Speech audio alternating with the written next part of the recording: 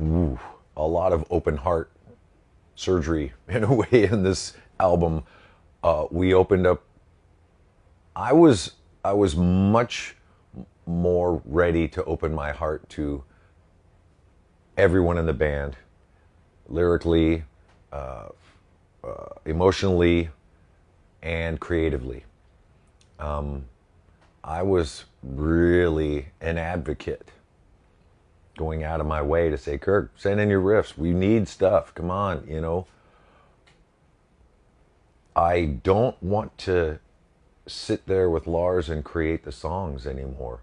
I want everyone to be a part of it and be in it. Can you all show up? You know, can we all be in the studio together? Can we jam on these things together? Can you speak up and say what you think might be great and not so great? You know, really wanting to open it up. And there were challenges in that. But I think we got through most of them, you know, and again, we've all got our own personalities for a reason.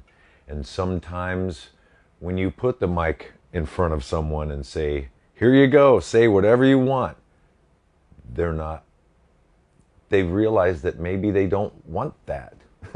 And they're better off playing off of what you come up with. And I'm the same way. Someone will come up with an idea. I'm good at taking that and hopefully bringing it up to the next level. So it was challenging, but it was available. And that felt very freeing for everybody. It took longer because there were more voices, obviously. And then, obviously, Greg Fiddleman is a trusted outside ear that he's able to just say, I don't know about that, or hey, that's really good, do that again. And so the writing process was a lot more open, a lot more fun, having all four of us here. You know, here's a riff, let's go jam on it, and then see what comes up from it. So I think maybe the rawness that you talk about, there's so many different ways to approach writing a song. You know, some in the past were already kind of put together and brought to the band. This was a little more, hey, this riff from Manchester, it's awesome. Let's see what we can do with it. So it started with less ingredients, I would say, and we were building this record. And there were 4 chefs instead of just 2. So hanging on to the past hasn't served me well, but changing the narrative of my childhood has been helpful. And that is, that's a lifelong process, man. Yeah, but I think it's important for people to understand the direction that these lyrics that were going for you, because there is a whole other tack where it's just a further extension of you getting your dark side out. I mean, and I'll ask you this now, later on. Well, it's interesting to contemplate, you know, am I who I am just because of all that? Can I change? Can I not change?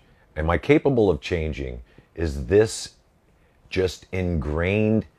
Is it you know, in the stars? Is it, you know, I read my astrology thing for today, and this is just how it is. I mean, I don't know. Nobody knows shit, all right? And I certainly don't either. But I know the parts of me that I'd like to change take work, and it's hard. It's hard work. But I've got awareness of it. And if there's some things I can't change, that's really not up to me as well. But the blame part, you know, blaming my parents for all of this and that and whatnot, it's got to stop, you know, because I have the capacity to make my own choices now. And do I keep defaulting to how I learned how to make choices? And, you know, there's a lot of psychology in this, and I can overthink all of this. But at the end of the day, is it that 72 seasons that form your true or false identity? Am I able to change or not? That's a lifelong question.